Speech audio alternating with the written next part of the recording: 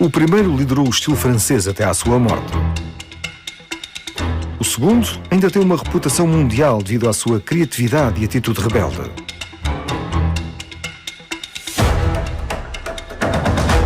Talentosos, estranhos, complexos, ambos se tornaram símbolos para além da moda, de um estilo e de uma forma de vida.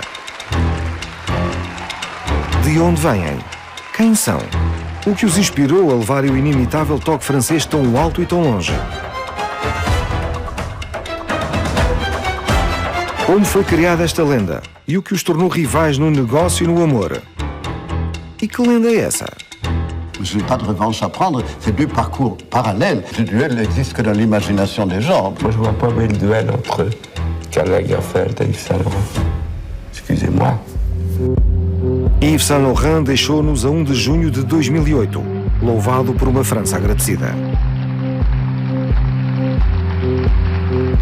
Mas juntamente com outras testemunhas, Pierre Berger, o seu duplo, o seu alter ego, e Karl Lagerfeld recordam connosco o seu ar do passado.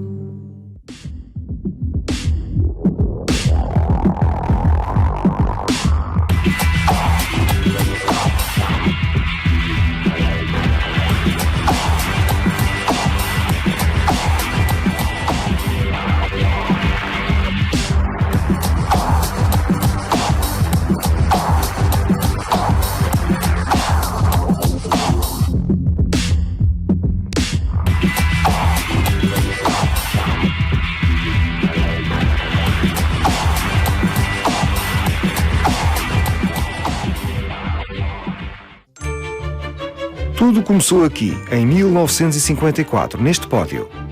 Ambos tinham acabado de vencer um concurso de moda organizado pela poderosa organização comercial d'Alain. Le concours, c'était très simple. C'était des affiches dans la rue. C'était une espèce de bonne femme drapée dans un morceau orange, comme ça, qui traînait derrière elle. Et le texte disait envoyez un dessin d'un tailleur, d'une robe ou d'un manteau en laine. O júri, que incluía entre outros Pierre Balmain e Hubert Givenchy, tinha de escolher de entre 6.000 desenhos de anónimos. J'ai envoyé 4-5 dessins, mais c'était au mois de mars, et puis j'ai jamais plus pensé. Et je reçois un télégramme pour me dire que j'avais gagné le premier prix dans la catégorie manteau.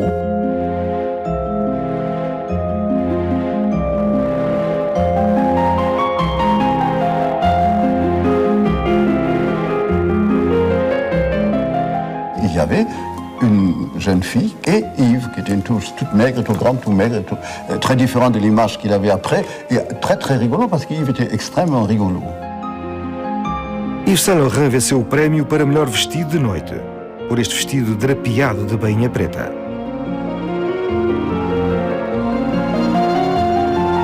Reunidos por acaso num concurso parisiense, Yves e Karl, nascidos a 2.000 quilómetros um do outro, no seio de culturas totalmente diferentes, haviam tido infâncias muito semelhantes.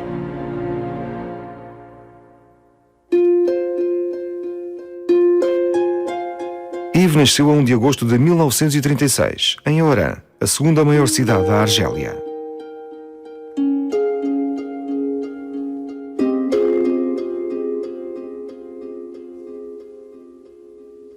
Karl nasceu em Hamburgo, em 1935, mas cresceu a 40 km dali, em Bad Bramstedt, uma aldeia bucólica que fora poupada aos horrores da guerra.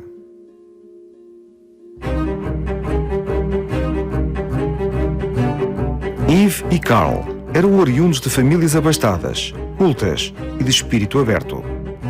Os dois rapazes eram tratados como prodígios e viviam em belas casas, onde eram servidos por criados.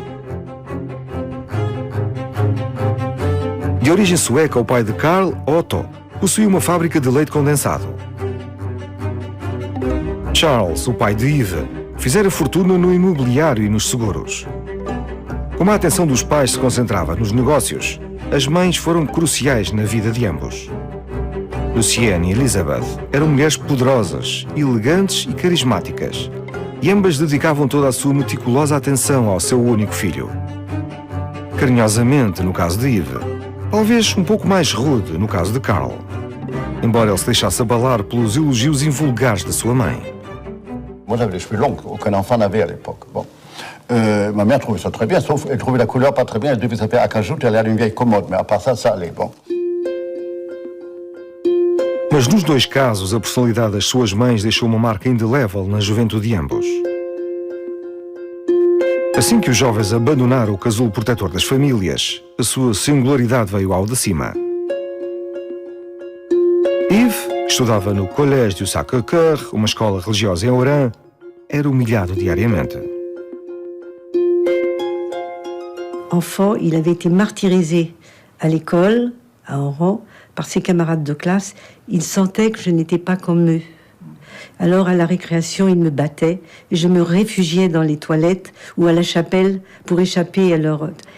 Et c'était poignant parce que c'était la première fois qu'il attaquait ce domaine de l'homosexualité. Karl reagia com desdém às partidas dos outros rapazes.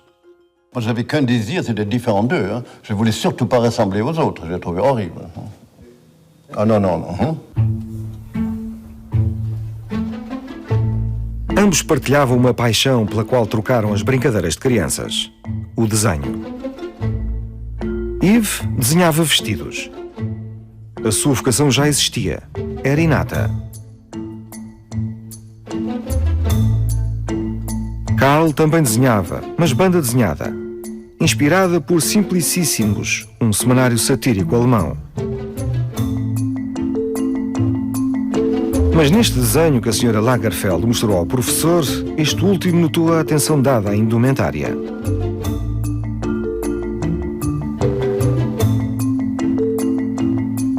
Como tal, não surpreende que ele tenha reparado no cartaz do concurso de 1955.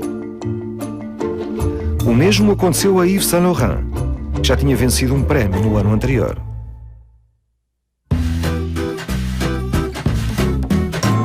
Como tal, ali estavam eles em Paris, no primeiro degrau da escada para o sucesso. Tendo pouco mais de 20 anos, o que iriam fazer com esta chave que abriria as portas da alta costura parisiense? Antoinette est une robe à danser en taffetas imprimé sur chaîne, gris et vert, à la jupe drapée retenue par un nœud à la hanche. Un corsage largement décolleté la complète. A trabalhar em 1955 como assistente de Christian Dior, principal estilista em França e no mundo, Yves Saint Laurent, silencioso e austero, deixava o seu talento falar por ele. Tout le monde m'a dit, mais qu'est-ce que c'est que ce petit curé, tu as vu un petit curé. Alors j'ai dit, mais quoi, comment? Et j'ai vu ce jeune homme un peu maigre, un peu austère, et habillé de gris, et charmant, et j'ai dit, mais non, mais il ressemble pas à un petit curé, simplement il est très jeune. C'est vraiment là que j'ai appris mon métier. Je croyais qu'il suffisait simplement de savoir dessiner pour être un couturier. Or, ça n'est pas vrai. Il y a tout un côté technique qui est beaucoup plus important, parce qu'un dessin est très trompeur. Et si l'on cherche à idéaliser ce dessin sur un mannequin, on arrive à des choses tout à fait abstraites qui ne correspondent pas du tout à la réalité d'une femme, enfin, au corps d'une femme. Depressa se tornou o principal empregado de Dior e o seu embaixador. Como aconteceu aqui, com a princesa Margarida. La haute couture est en deuil. La porte s'est fermée sur la maison et sur l'appartement du premier couturier de Paris. Christian Dior est mort, terrassé en Italie par une crise cardiaque. Ramené chez lui, il a reçu l'hommage silencieux de ceux pour qui son nom était devenu la marque de l'inimitable. Monsieur Dior disparu, on a pris ce jeune homme qui avait travaillé 1 an avec lui pour faire la collection. C'était incroyable. Ninguém lamentaria a promoção, muito menos os acionistas da Dior, que o colocaram à frente do seu navio com apenas 21 anos. A sua primeira coleção, em 1957, foi a coleção Trapézio, que o tornou imediatamente num estilista de renome. C'est une collection fondamentale dans l'histoire de la mode parce qu'elle est basée sur l'idée donc d'un triangle et concrètement ça introduit la notion d'éloignement du vêtement, de la structure du vêtement par rapport au corps. Et ça libère tout simplement le corps, la gestuelle et ça au fond annonce le grand mouvement de libération de la mode et de la société des années 60. Quand il a commencé Yves Saint Laurent, je me rappelle, il y avait 2 couturiers. dont la presse était folle, qui étaient formidables, parce que c'était ceux du futur, qu'allaient habiller les femmes de l'an 2000. Nous avons passé l'an 2000. Et si vous voyez dans la rue une femme habillée par Courrèges ou par Cardin, puisque c'est de ces deux couturiers qu'il s'agit, vous m'appellerez que je les vois avec un grand intérêt. Parce qu'ils se sont trompés. Combien de dessins représentent une collection comme la vôtre? Environ 1 millier. Et combien de modèles alors? Et 200 modèles. La perte est donc assez énorme, n'est-ce Oui. pas? Et en combien de temps dessinez-vous ce millier de dessins? Bien, je dessine mes croquis en 15 jours. Et combien de personnes travaillent à cette collection? Environ 700 personnes. Les épaules sont naturelles dans ma collection. Les encolures dégagées. La taille toujours souple. Então, com 23 anos, o seu talento, a sua timidez, que o tornava ainda mais encantador, conquistaram o coração dos profissionais, que o aplaudiram sob a varanda da Casa Dior. Toute l'avenue Montaigne a été bloquée. C'était un début incroyable. Tout le monde voulait des interviews, etc. Et tout à coup, il lui a dit « Je suis fatigué, je m'en vais, je vais me coucher ». Après la mort de Dior, qui était quand même une situation, ça ne se reproduit pas pour 300 personnes, ça, donc j'allais pas même comparer, parce que la comparaison ne pouvait pas exister. Il était tombé là, au moment où il fallait tomber. Yves Saint Laurent teve uma grande ajuda do destino, e Karl Lagerfeld sabia-o. Este criava o seu próprio caminho através da selva da moda. Em 1955, desceu do pódio e entrou na casa de Balmain. Balmain, bon, je ne sais pas qu'il n'était pas gentil, mais était assez d'un snobisme un peu déplacé d'une autre époque. Hein. Au studio, on assistait aux essayages et tout ça, et il fallait surtout faire une chose, parce qu'à l'époque, c'était pas comme aujourd'hui, avec les écrans, les photocopieuses et machin comme ça, il fallait ce qu'on appelait relever la collection. Ça veut dire des robes qu'on avait vues, qu'on ne vous reposait pas, qu'on vous mettait là, il fallait les dessiner avec tous les détails, avec tout. Chez Dior, Yves n'a jamais fait ça. À l'époque, les coulisses de la couture étaient sordides. Vous sortiez des salons, c'était sinistre. Hein. Bon, je me dis, tu as voulu ça, je ferme les yeux, tu n'es pas là pour critiquer, tu es là pour apprendre, tais-toi et regarde. Et c'est comme ça que je l'ai appris. O exuberante Karl arregaçou as mangas e trabalhou. Depois de Balmain, apareceu na Jean Patou. Chez Patou, je me suis tellement embêté pendant 5 ans, j'avais un contrat de 5 ans, où je faisais que 2 collections par an de 60 modèles, que je me suis dit, je vais arrêter, je vais retourner faire mes études, parce que c'est pas possible. Mais tout d'un coup, les prêt-à-porter avaient une identité, et là, je me suis dit, l'avenir est là, ça veut dire la liberté. Il a toujours travaillé pour énormément de maisons. Par exemple, dès ses débuts, il rentre chez Patou, après Balmain, et il dessine même des chaussures pour Charles Jourdan. Il va en Italie, il dessine pour une marque qui s'appelle Crissia. Et à l'époque, ça se faisait pas du tout. Je crois que ça a été un des premiers créateurs freelance. Usando o seu próprio nome, ou anonimamente, Karl Lagerfeld desenhou uma mistura de sapatos, vestidos, malas, óculos e mobiliário para 10 ou 20 marcas diferentes.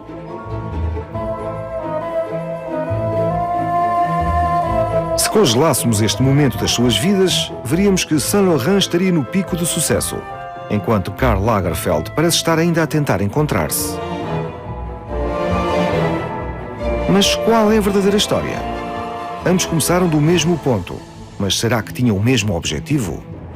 Je ne savais pas qu'à l'époque, on pouvait faire de ça un métier, la mode. Moi, je m'intéressais aux costumes, je m'intéressais à ce que les gens portaient, de ce que je portais moi, et aussi les autres. Karl ansiava pelo requinte de uma vida, uma retratada neste quadro de Menzel, que ele admirara em pequeno. J'aimais les looks, les catagons avec les cheveux blancs. Et c'est ça toujours que j'ai voulu. Ça a toujours été mon rêve d'avoir les cheveux blancs. Plano louco perseguia Saint Laurent desde a sua infância. Mudar as mulheres, mudando a sua indumentária. C'est le même concours, c'est pas le même parcours, c'est pas la même vie, c'est pas les mêmes ambitions, c'est pas les mêmes goûts. Mais ce qui n'empêchait pas une vraie amitié. Esta afinidade de gostos e maneirismos aproximou-os. Percorriam a noite de Paris, do Café Fleur à la Coupole, de bares gay a festas em telhados, rodeados por criaturas divinas de ambos os sexos. O mundo pertencia-lhes. A beleza era o seu credo, o glamour a sua religião e a moda a sua pátria. On ne connaissait peut-être pas trop de monde non plus à Paris, on faisait le même métier et tout. C'est vrai, ils s'aimaient beaucoup. Ils n'étaient pas attirés l'un par l'autre, du tout. Et de Amoureusement, vous voulez dire? Non, pas du tout. Jusqu'à la mort du Dieu, on était très amis, on déjeunait presque tous les jours ensemble en bas de l'avenue Montaigne et tout ça. Mais avec tout un groupe de gens autour qui travaillaient là aussi, avec Victoire par exemple. Saint Laurent acabara de criar a sua 6ª coleção para a Casa Dior, ligeiramente menos apreciada do que as outras, quando o exército o recrutou para a guerra na Argélia. A ideia de ser obrigado a partilhar um destino comum, ele que se tornara intocável, lançou o jovem estilista numa profunda depressão. Yves, c'était le dernier homme à aller dans une caserne avec des troufions. C'était pas imaginable.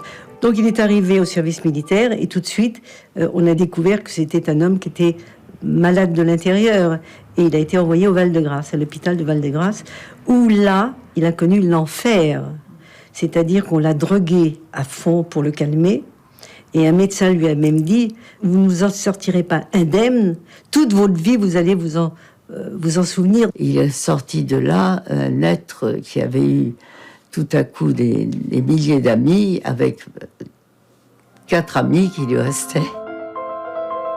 Marcel Boussac, dono da Dior e do jornal L'Aurore, que apoiava a guerra na Argélia, aproveitou esta desculpa para despedir o jovem diretor. Pierre Berger, o companheiro de Saint Laurent há 2 anos, foi o mensageiro. Je suis allé trouver Yves. Je lui ai annoncé la nouvelle. Il a pris quelques secondes, un peu longues. Et puis tout de suite, il m'a dit, il ne vous reste plus qu'une chose à faire. Hein. Tous les deux, toi et moi, on va créer une maison de couture. Et moi, je n'ai pas pris plusieurs secondes. J'ai dit, évidemment. J'ai bien compris que ça n'allait pas être facile. Et ça ne l'a pas été. Plein de gens que j'ai sollicités parce qu'il fallait de l'argent m'ont gentiment envoyé promener. Tout à coup, un Américain s'est présenté. Et grâce à cet Américain, nous avons trouvé l'argent pour monter cette maison. Pierre Berger deixou a sua província natal aos 18 anos para conquistar Paris. Na capital, conheceu Camus, Sartre, Cocteau, Giono e teve um longo romance com o pintor Gérard Buffet. Foi uma relação que terminou assim que viu Saint Laurent. Est-ce qu'on peut parler de coup de foudre dans la vie? On sait qu'il y a eu la foudre quand après, il y a eu le feu. Est-ce qu'il y a eu le feu? Oui. Donc déjà, le destin était là. Mais moi, vous savez, je crois en rencontre. Je ne crois pas au hasard, je crois en rencontre. Tu tens o talento, eu tenho o resto, disse a Yves Saint Laurent, distribuindo assim as tarefas. Basicamente, Yves podia criar em paz.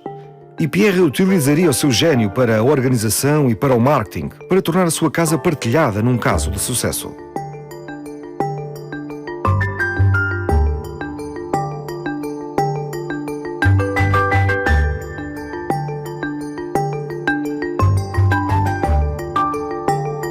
A primeira coleção criada por Yves Saint Laurent para a sua própria casa provocou muita curiosidade, embora mantivesse os códigos da alta costura. Exceto uma peça. Le premier modèle qui est sorti dans la première collection d'Yves Saint Laurent en 1962. On n'a pas fait attention assez à ça. C'est un pantalon et un caban. Le style était là. C'était déjà dit. À partir de là, on pouvait tout décliner. O sobretudo. O primeiro símbolo de uma revolução subtil, mas radical que o estilista concebeu. Roubava peças fundamentais do guarda-roupa masculino para as adaptar às mulheres. Il y a beaucoup dans le travail de Saint Laurent comme point de départ le vêtement masculin. Il y a le trench coat, il y a le jumpsuit, il y a le complet veston, le smoking évidemment. Il va s'emparer de ces éléments fondamentaux du vestiaire masculin Mais il va pas avec déguiser les femmes en hommes, surtout pas. Il va féminiser au fond les vêtements masculins et ainsi créer une nouvelle forme de séduction.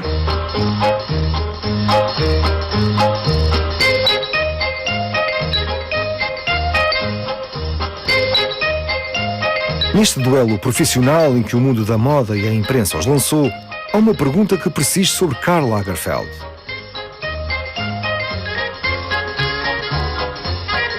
Por que é que, ao contrário do seu amigo Yves, ele nunca aplicou o seu talento e a sua determinação numa marca própria?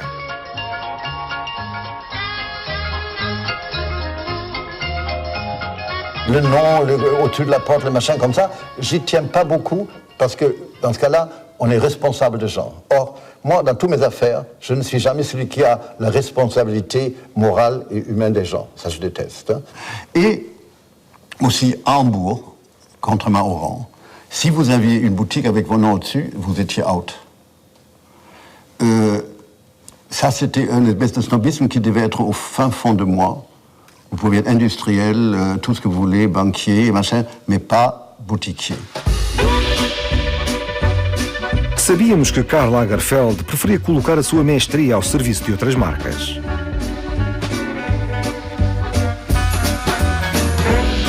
Em 1963, quando Pierre Berger e Yves Saint Laurent obtinham sucesso atrás de sucesso, Karl Lagerfeld pousou finalmente os seus lápis numa casa que lhe era mais acolhedora, a Chloé.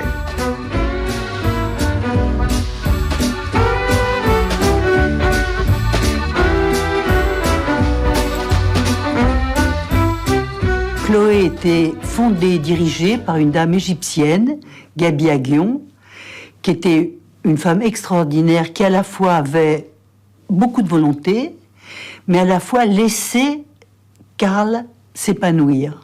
C'est pour ça que les collections étaient intéressantes. Être invité chez Chloé, c'était comme maintenant être invité chez Chanel. C'était très très important. Gaby Aguillon, elle créait une vraie ambiance. Hein. Et c'était marrant de travailler avec elle. Elle avait de l'humour, elle était drôle, elle avait un sens des choses. Non, c'était mieux que les autres et ça me servait de carte de visite aussi. Hein.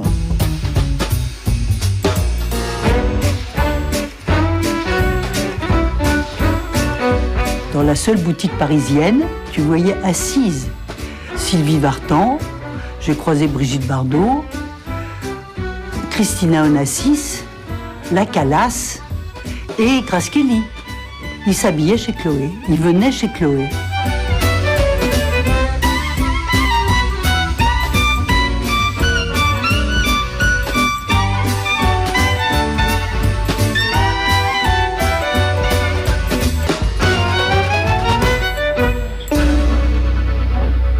C'est vous qui décidez de tout? En principe. Est-ce que vous êtes despote? Absolument pas. On fait tout au suffrage universel. Voyez bien, je demande l'avis de tout le monde. Après tout, c'est pas moi qui mets les robes. Hein. Quel intérêt d'avoir un styliste alors si tout le monde doit donner son avis? Alors, vous manquez, en fin de compte, je fais quand même ce que je veux, mais c'est comme par les avis. Puis les robes, moi, ça se fait à plusieurs, ça se fait pas tout seul. Après tout, il faut que je demande à la fille qui la porte s'il est bien dedans, si elle la sent, c'est pas moi qui la mettra. Hein. Je crois que Karl Lagerfeld a apporté par toutes ces marques où il travaillait la légèreté et donc la modernité. Parce qu'il était la première personne de faire ces robes qu'il a fait chez Chloé, qui étaient réellement les robes tellement légères, surtout ça touchait le corps, mais c'était pas comme ça. C'était exceptionnel, c'était le flou. Il a inventé le flou. Para além de colaborar com a Chloé, o estilista também revisitou a coleção de peles da Fendi, a pedido das irmãs.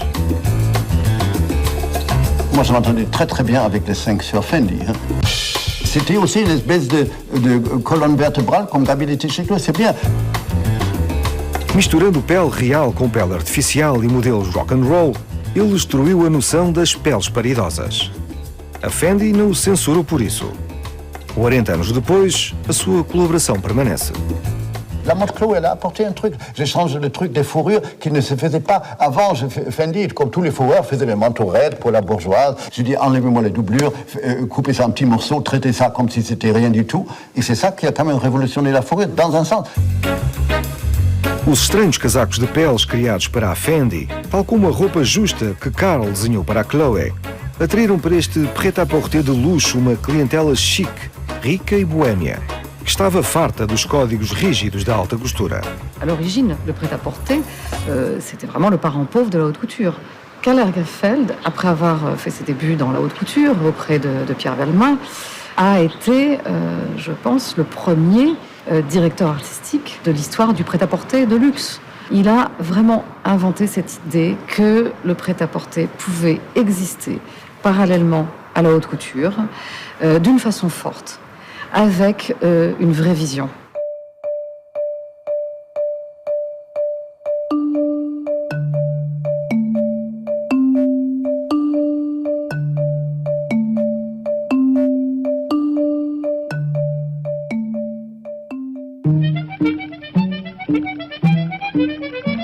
Ao criar em 1966 a sua marca de prêt-à-porter, a Saint Laurent Rive Gauche, Yves Saint Laurent juntou-se a Karl num reino que dominava há muitos anos. Je pense que le prêt-à-porter, c'est une ouverture sur la vie de tous les jours, sur le quotidien, et c'est ce qui m'intéresse. Ma façon de travailler est très différente dans le prêt-à-porter. Je suis beaucoup plus détendu, beaucoup plus dégagé, parce que je m'attache beaucoup moins à une ligne. Je crée pour différentes circonstances de la vie d'une femme, si bien que j'ai une beaucoup plus grande liberté. Enfermer une femme dans une ligne catégorique, c'est tout à fait démodé, je pense.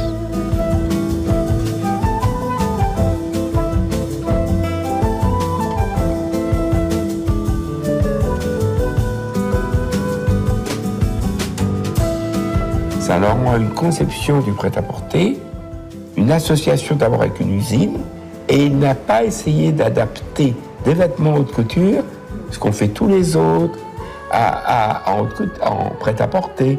Il a créé en fonction de l'usine, de ce que pouvait faire l'usine. Et sa création est partie de là. Mas possuía o espírito Saint Laurent. Ce qui est démodé dans la haute couture, c'est tout le système, c'est-à-dire le système de présentation, le système des clientes qui viennent commander leurs robes, tout ça.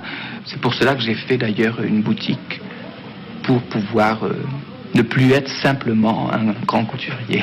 Dans aucune grande ville au monde, il y avait Dior, Chanel, Prada, Hermès, Saint Laurent, ça n'existait pas. Alors qu'aujourd'hui, que vous alliez à Tokyo, à où vous voulez, à Casablanca, où vous voulez.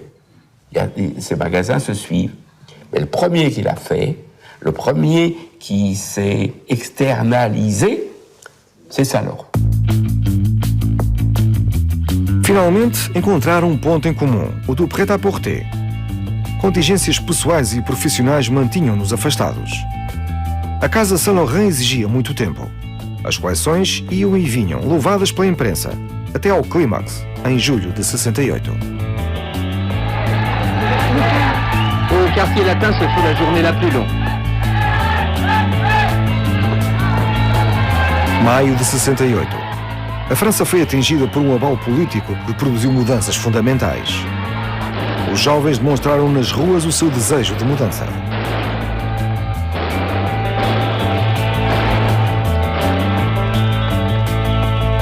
Entre duas coleções, como habitual, Yves Saint Laurent refugiou-se na sua casa em Marrakech para viver e trabalhar ao seu próprio ritmo.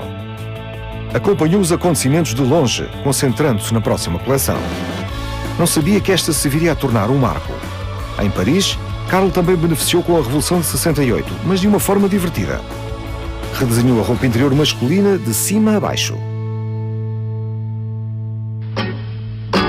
Rien n'est plus horrible que ces malheureux qui sautent derrière les rideaux avec des fixes chaussettes, des caleçons.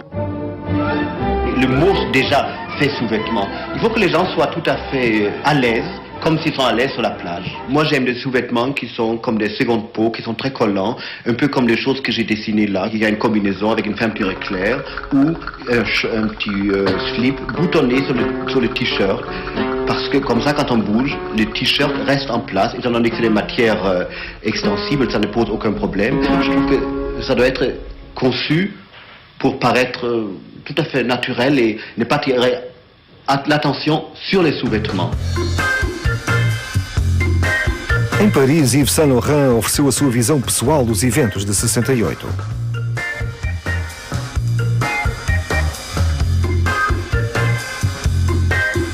Uma coleção inteiramente dedicada às calças, com exceção para um vestido preto transparente.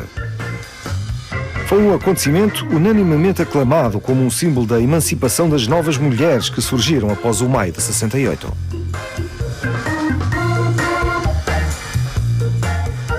Yves Saint Laurent, plus que n'importe qui, plus qu'aucun autre couturier, a compris son époque. Et la mode se conjugue au présent. La mode est une chose très fragile entre le passé et le futur. C'est ça le secret de Saint Laurent, s'il y a un secret. Le secret de Saint Laurent, c'est d'avoir compris ce que voulaient les femmes. Il m'a dit, tout commence, Janie, dans la carrure d'un vêtement. Or, la femme moderne qui va prendre le pouvoir et qui, dans les affaires, va être l'égale de l'homme, il faut qu'elle ait une carrure. Il a fait passer des épaules des hommes les vêtements sur celles des femmes. Ce faisant, il faisait passer le pouvoir que détenaient les hommes dans les mains des femmes. Et la femme, ce qui est tout étonnant, la femme, elle a sauté dessus. Elle a trouvé que c'était génial et que tout à coup, il y a une nouvelle génération de femmes qui ont pris le pouvoir dans les salons, habillées par Saint Laurent. No seu santuário em Marrocos, Yves Saint Laurent criou uma linha revolucionária totalmente identificada com o mundo em mudança. Um jornalista disse que Yves Saint Laurent era uma torre de marfim e Karl Lagerfeld a torre de Babel. Não podia estar mais correto. Um retirava a inspiração do seu interior, o outro capturava o clima da altura, retirando a inspiração de tudo o que muda e se move. Paris était en manque de créativité. Et aux États-Unis, on était en plein boom, aussi bien dans le monde de l'art, de la peinture, du design, aussi bien dans la mode, qu'aussi bien pour danser jusqu'à 6 heures du matin. Il allait souvent à New York, il allait au Club 54 où tout se passait.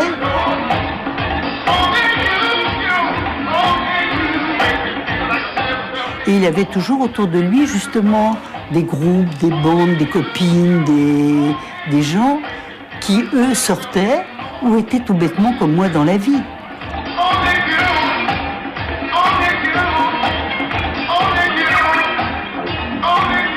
Karl, pour moi, c'est l'éponge la plus créative du monde. C'est quelqu'un qui arrive à retirer des tendances de n'importe quoi et en faire des bijoux. Na sua busca pelo novo, Karl inspirou-se em dois estilistas americanos, Antonio Lopes e Juan Ramos, que incendiaram a moda parisiense, dando-lhe um espírito nova-iorquino. Antonio Lopez était quelqu'un d'absolument incroyable, et c'est vrai que la vie qu'il y avait chez Antonio était très très liée à Karl, puisqu'il y avait toutes les mannequins qui étaient des muses de Karl par contre, et qui ont été très très présentes. Je pense que Karl est beaucoup plus entouré de gens créatifs que n'a jamais été Yves. Yves tinha outras exigências. O que precisava de ter à sua volta eram ícones, musas, mulheres excepcionais que o inspirassem e estimulassem. Les femmes de son entourage, c'est Loulou de la Falaise, c'est Betty Catroux, c'est Paloma Picasso. C'est vraiment des femmes qui sont d'abord très très jolies, très élégantes, qui sont imprégnées de l'esprit du temps. Donc même quand il travaille chez lui, il les voit dans son entourage et c'est très très inspirant. Il a vu quelque chose en moi qu'il avait en lui. C'était esthétique, c'était un mélange de choses. En plus, il a senti qu'on était pareil dans la tête. Il avait une sensibilité incroyable. Il a senti que j'étais, je ne sais pas si c'est son double, mais en tout cas une idée qu'il aimait de l'être humain ou de ce mélange un peu ambigu entre un homme et une femme. J'ai porté ses robes, il m'a fait 1000 vêtements sur moi, il m'a tout donné surtout. Mais je ne suis jamais venue là pour travailler. J'insiste beaucoup que j'ai jamais travaillé. Justement, c'est une merveille ce qui m'est arrivé. C'est un miracle. Notre relation gardait toute cette poésie et ce charme. Et ça n'aurait pas eu ce charme si j'avais travaillé, venu pointer tous les jours et obéir à des ordres.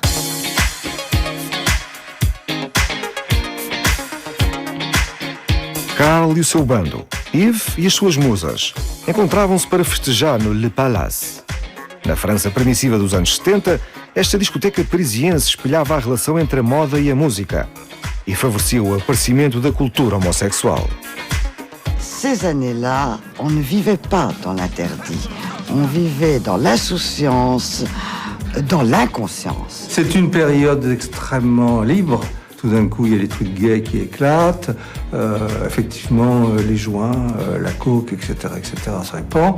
Et surtout une grande liberté sexuelle, puisque le sida n'a pas encore fait son apparition. Et donc, oui, c'est un peu n'importe quoi dans tous les sens. La facture a été lourde, bien sûr, hein, mais pendant quelques années, oui, c'était la fête. On vivait sans penser au lendemain et sans... Bon, on savait qu'on était dans l'excès, mais on n'avait absolument pas conscience du danger qu'on vivait. Parce qu'on s'en fichait. Karl Lagerfeld organizava festas luxuosas. E frequentava-as voluntariamente e desfrutava avidamente de todos os prazeres à sua disposição. Karl abandonava essas orgias sóbrio e limpo. Também aqui, as duas personalidades eram diferentes. Je n'ai pas fait pour faire la fête. Vous savez, j'ai jamais bu d'alcool, j'ai jamais fumé, j'ai jamais pris de drogue. Moi, je suis un prix de vertu sans mérite. Hein. Je suis calviniste sans être protestant, vous voyez. Karl était en retrait, était voyeur, mais Karl savait extraordinairement bien détecter dans une masse la personne ou les personnes qui avaient le petit truc en plus. Le petit truc en plus était plutôt une grande liberté d'esprit. Karl n'aime pas les gens classiques, je pense. Karl aime les gens qui sortent de l'ordinaire. Le plus bel exemple, c'est quand même Jacques de Bacher. Jacques de Bacher, de 22 anos e de uma terrível beleza, fez saltar o coração de Karl. Jacques de Bacher était l'ami de Karl Lagerfeld. C'était un dandy, un aristocrate, et il mélangeait à la fois le charme personnel et une certaine ambiguïté d'être comme ça. Il se donnait un petit côté gentleman, noblesse bretonne, choses comme ça et tout, qu'il était parfaitement, hein, de façon authentique. Je pense que Jacques a été l'amour de la vie de Karl. Parce qu'il lui apportait d'abord une désinvolture que Karl n'a pas. Figurez-vous, les gens ne le croient pas. Je ne couchais pas avec Jacques. C'était un amour plus absolu. Parce que le côté activité sportive, ça, je ne suis pas du tout amateur. Hein, et c'était pas du tout dans mes goûts pour ça. Donc, c'est pas ça du tout.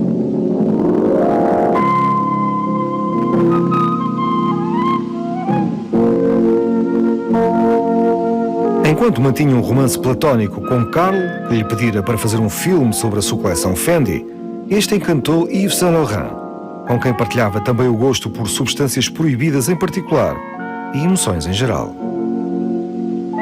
Jacques de Bacher s'est introduit dans la vie d'Yves Saint Laurent, qui s'était pris de lui. Je crois qu'il a fait par provocation, c'était un provocateur. Hein. Donc ça a démarré par une provocation, la provocation lui a échappé et ça a fait beaucoup de dégâts derrière. Et ça, je ne pense vraiment pas qu'il le souhaitait à ce point-là. Vous savez, à l'époque, on couchait à droite, à gauche, devant, derrière, et pas qu'une fois dans la nuit. Je crois que ça fait de la peine à Karl. Et je pense pas que c'est Jacques qui en a fait un tel bins. Tout ça aurait pu glisser. Mais je pense qu'il y avait de la jalousie par rapport à un partenaire de Saint Laurent. Diz a lenda que foi esta traição que destruiu a relação já frágil entre os dois estilistas e que afetou o casal Berger-Saint Laurent. Jacques de Bacher a existé, mais l'importance qu'on lui donne est totalement fausse. Et il y a une chose fausse que je tiens à dire avec fermeté. Je ne suis jamais allé voir Jacques de Bacher. C'est mal me connaître d'ailleurs que de croire ça. Moi, mon plus grand défaut peut-être, mais qui me sert de qualité, c'est ma grande faculté de mépris. Et je sais m'en servir. Et c'est ce qui s'était passé. Jacques de Bacher morreu jovem, cumprindo sua própria previsão, tendo sido acompanhado até ao fim por Karl. A sida que o levou assombrou as festas no Le Palace e noutros locais. Yves Saint Laurent, por seu lado, só abandonava o torpor e a indisposição para desenhar as suas duas coleções anuais. Vous voulez me faire dire que Saint Laurent était mélancolique? Et en effet, c'est un euphémisme. Écoutez, moi, je l'ai connu le premier jour de sa première collection. 5 jours après, je dînais avec lui. Et 6 mois après, je vivais avec lui. Ça est allé très vite. Mais il était déjà comme ça. Je me rappelle de déjeuner, au début un peu pénible, parce qu'il était comme ça, il ne parlait pas. Mais moi, vous savez, je m'y suis fait. Puis j'aime les gens comme ça. J'aime beaucoup même les gens comme ça. Peut-être parce que ça me donne l'occasion d'apparaître et d'avoir une utilité. L'hôpital américain, c'était sa seconde demeure. Il y a des collections qu'il a fait entièrement sur son lit d'hôpital. Le chauffeur passait chercher les croquis qu'on distribuait à tous les gens en disant « moi je prends ça, moi je prends ça, moi je... » C'est comme ça.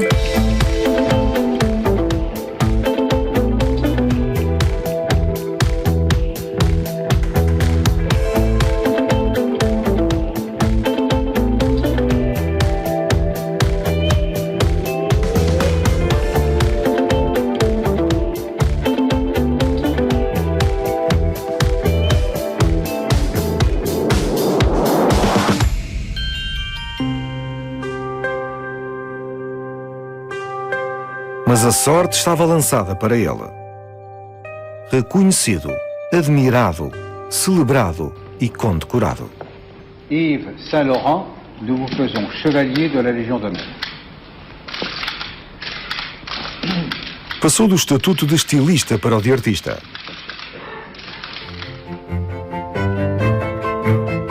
Em dezembro de 1983, o Museu Metropolitan de Nova York dedicou-lhe uma exposição.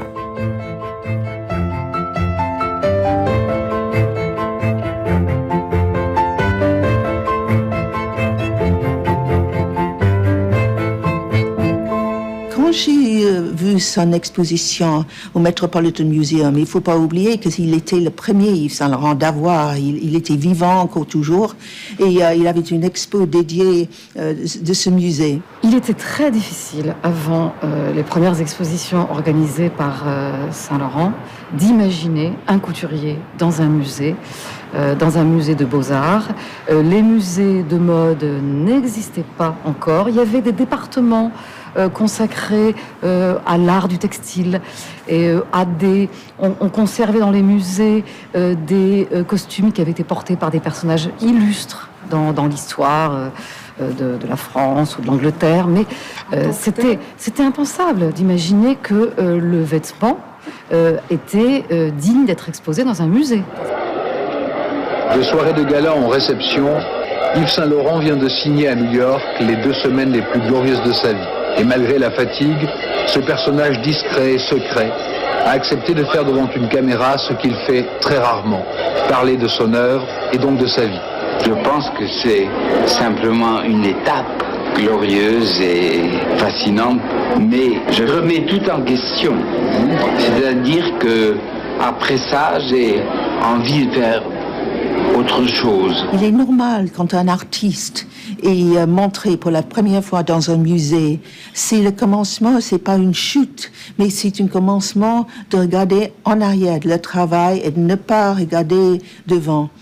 À mon avis, c'est peut-être ça pour Yves Saint-Laurent. Dans les années 80, il a commencé de regarder ce qu'il a fait et peut-être il avait même peur de refaire quelque chose aussi extraordinaire.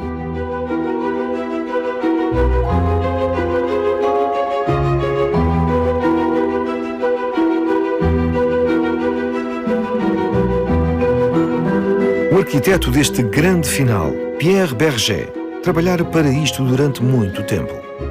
En effet, j'ai fait beaucoup pour que Saint-Laurent entre dans les musées, et après lui, la mode entre dans les musées. Mais une robe, aussi belle soit-elle, présentée de la plus belle des façons, là, comme ça, sur des mannequins de bois ou de plastique, ne sera jamais aussi belle, jamais, que portée par une femme. Moi, des robes dans les musées, j'en ai aussi. Si on parle par là, c'est pas Pierre Berger. Voyons, ça existait avant. Les musées du costume, ça existait avant, mais il faut pas rêver. Aujourd'hui, il y a une tendance du showroom au musée. Ça, je suis contre. Hein. Et ils font toutes ces archives, d'ailleurs, Chanel, Fendi, tout le monde. Moi, j'aime pas ça. Moi, j'aime les côtés éphémères de la mode. Et après, pour moi, c'est les vieux chiffons. Yves Saint Laurent produziu várias coleções com uma criatividade inigualável. Durante uma retrospectiva do seu trabalho realizada no Museu Beaubourg em 2002, anunciou a sua reforma. Os excessos tinham-lhe roubado a força.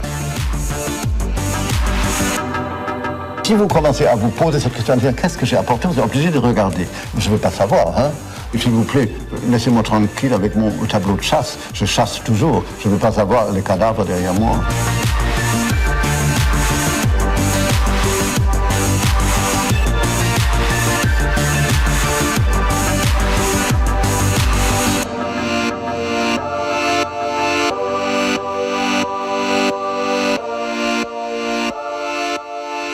No movimento de ascensão, Karl encontrara finalmente o seu verdadeiro destino.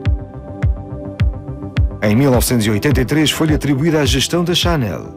Sim, a casa fundada pela Mademoiselle Chanel, aquela de quem Yves Saint Laurent se considerava o herdeiro natural. Como é habitual, quando um definha, outro ascende.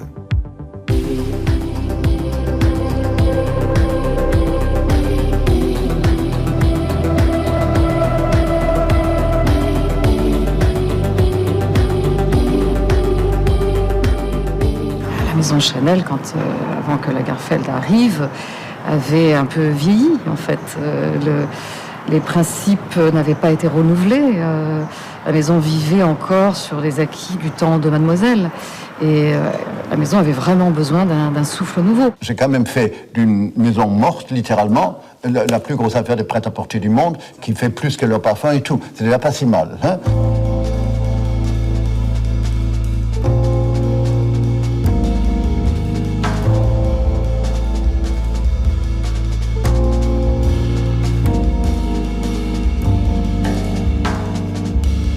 Na Chanel, Karl apoiava-se nos seus colaboradores mais leais, como Anita Brie. Ça a toujours été un grand plaisir parce que contrairement à certains créateurs, Karl, avec lui, on ne reprend pas d'anciennes bases. On repartait de zéro. Et ça, c'est de la recherche, c'était dans une bonne ambiance, c'était épatant.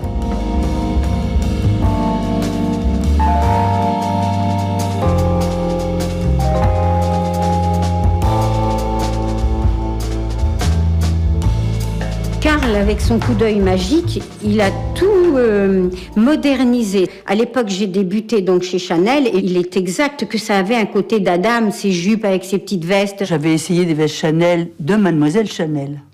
Tu portais un carcan. C'était raide, c'était entoilé, c'était insupportable. Bon, t'étais comme ça, tu pouvais pas bouger les bras. Bon, alors que Karl, l'idée, c'est alléger, alléger. Tu portes ça. Une veste Chanel actuellement, c'est un cardigan de jersey. Ele trouxe modernidade a esta casa, conquistando rapidamente uma clientela rejuvenescida.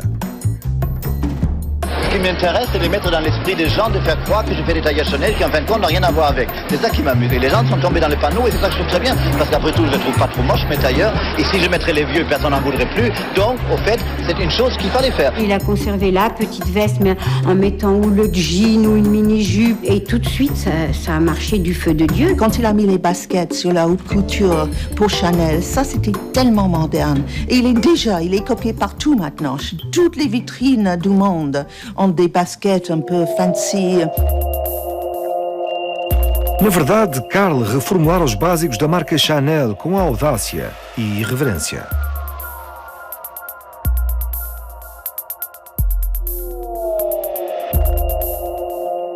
Lagerfeld a vraiment inventé ce principe de faire du neuf avec les éléments du passé.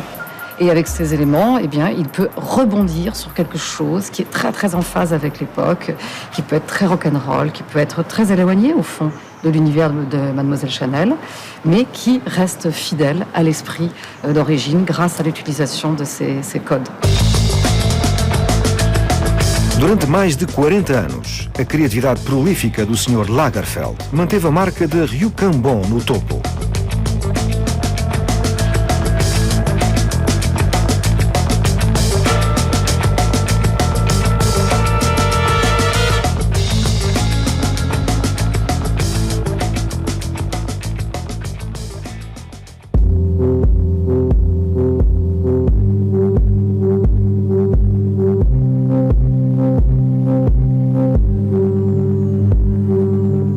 On m'a souvent dit, les jeunes couturiers ou des gens, si j'avais eu un Pierre Berger. Moi, je réponds toujours la même chose. C'est pas un Pierre Berger qu'il vous fallait. C'est un Yves Saint Laurent. J'ai qu'à être Yves Saint Laurent. Et ça, je le pense.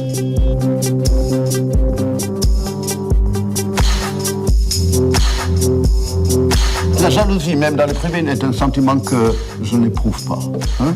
Je ne suis ni jaloux ni envieux. Hein, parce que je ne connais qu'un but, c'est comme je le voudrais pour moi. Les autres, c'est OK, mais je ne fais pas de comparaison. Mais les gens ont du mal à le croire, mais je m'en fous si les gens ne le croient pas. Hein. Moi, ce que j'aime, c'est faire, pas d'avoir fait. Houve então duelo ou não? Pouco importa. O vencedor deste confronto foi sempre a moda francesa, que se pode orgulhar das suas duas superestrelas, dos seus dois servos inimitáveis.